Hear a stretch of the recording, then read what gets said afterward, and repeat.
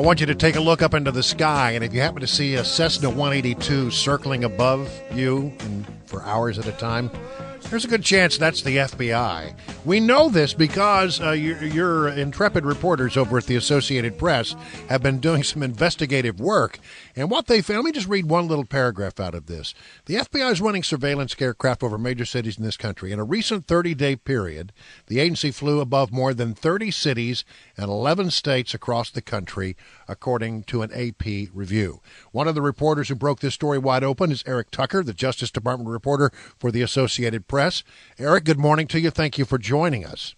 Thank you for having me. This is a fascinating story. I guess we first got word of this during the Baltimore riots when somebody looked up and said, why is that plane just circling above the riots for hours and hours and hours? What are they doing? And people started asking questions and doing a little internet research, and you found out that it's part of a very large air force that the FBI is operating in cities all over the nation. Tell me how the investigation found this. So you're correct. You're totally correct to credit the Washington Post. That story sort of got our minds going. And it sort of stood to reason that if there was a plane flying above Baltimore for this particular purpose, it surely made sense that this was not a one-off and that there were other instances. So using government documents, using internet tools, and then finally using our own interviews with sources, we were able to determine that there are many more planes that do similar targeted surveillance work.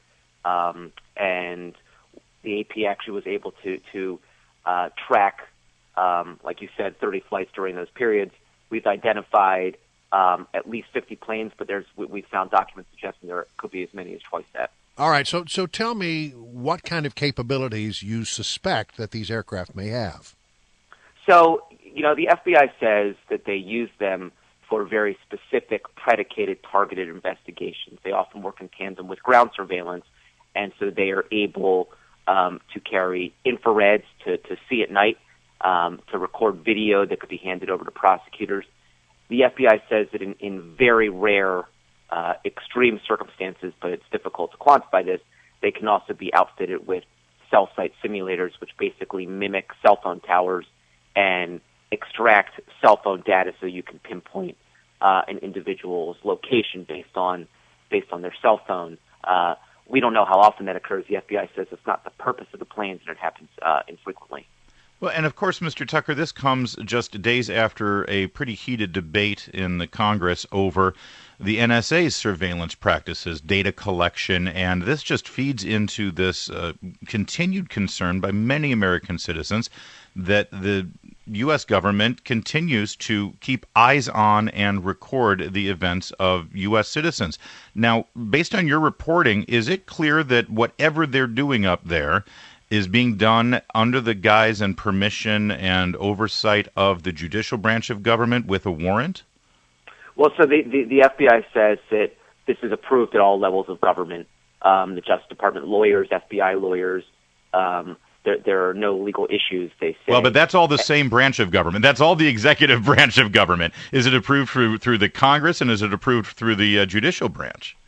Well, so, what's interesting here is the legal theory they cite is the same way that a police officer would be able to observe someone in plain view on a street, snap a photograph of that person without a warrant, because they're operating in total plain sight. They're not going into somebody's home. They don't need a warrant for that. So in the same mindset, they say we wouldn't need a warrant for this. I haven't seen yet challenges to that theory and that practice. They do say that certainly if they're going to use cell site simulators, which is a much more invasive technology, they definitely do get a court order. I was fascinated to see in some of the reporting that you guys have done, you're able to actually track the flight paths of these aircraft. And as I understand it, they generally fly in counterclockwise circles. And in one case, you identified a flight that took place not long ago in which a plane took off, I think it's in Maryland, flew toward Reagan National and orbited above Reagan National, I don't know, for quite a while. Do you have any idea what in the world they were doing? We don't, and that's one of the difficulties. So a lot of the operational details and the purposes of each individual flight is classified. That's not something that officials will get into with us. So I don't know the answer to that. I think there could be any number of reasons, but I would say that from the FBI's perspective, they say in each time they're up there, they're not randomly surveilling, individuals who aren't under investigation. There's somebody on the ground below, somebody very specific, in particular accused of a crime, accused of counterintelligence, counterterrorism, that they're looking for. And, that's, I would say, that the main point they were trying to get across is that these are targeted, predicated. So it's hard to know when they're going over Reagan what that purpose is, but they do say that there's always a purpose. Now, there was an attempt by the FBI to sort of hide with who these aircraft belong to, and they set up a bunch of fake companies such as FVX Research, KQM Aviation, NBR Aviation. Why were they doing that? So, I think in a certain sense, from their perspective, it does make sense. You can't have a situation where somebody looks up in the sky, realizes suddenly that they're under surveillance, they can get the tail number, they go online, they locate the tail number, and they recognize that it's an FBI plane, and it would sort of defeat the purpose of secret surveillance if, a big FBI Justice Department logo was painted on the planes. And so this is a way to obfuscate who these planes actually belong to, so that if you tried to track it based on the tail number, it'd come up to a random company based in Bristol, Virginia, and you would say, I don't know what that is, but it doesn't say the government. So from that perspective, it does make sense. And they say the FAA, which handles registration records, is aware and on board.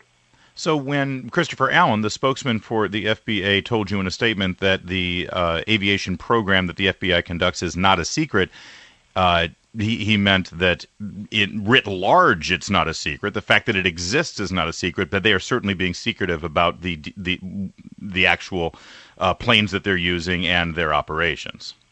That's right. I mean, certainly online on FBI.gov, there are, there's a written description in general of the surveillance program. There's an Inspector General's report that talks about it. There are budget documents that talk about it.